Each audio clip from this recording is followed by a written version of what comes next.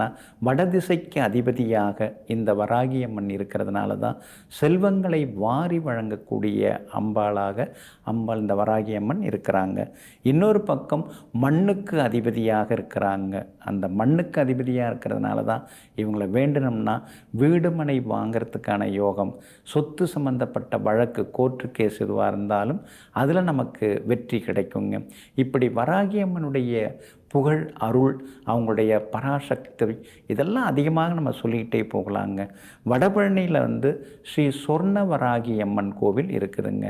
ஏன்னா ஸ்ரீ வராகி அம்மன் கோவில்லையே ஸ்ரீ சொர்ணவராகி அம்மன் கோவில் ரொம்ப ரொம்ப அற்புதமான திருக்கோவிலுங்க.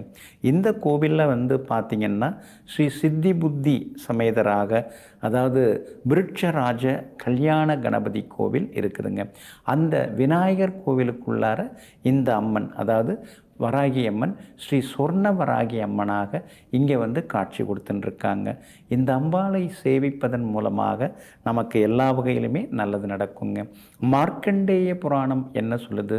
சப்த கன்னியர்களில் முதல்வியாக, அதாவது தலைவியாக இருப்பவள் ஸ்ரீ வராகி அம்மன் அப்படின்னு அதில் சொல்லப்பட்டிருக்குங்க. அது மட்டும் இல்லைங்க, பழைய நூல்கள், அதாவது ஸ்ரீ வாமன புராணம் ரொம்ப ரொம்ப அற்புதமான பழைய நூல். அதில் என்ன சொல்லப்பட்டிருக்குதுன்னா, அளப்பரிய சக்தி உடையவள் ஸ்ரீ வராகி அம்மன் அப்படின்னு சொல்லப்பட்டிருக்குங்க. மச்ச புராணம் அப்படிங்கிற நூல் என்ன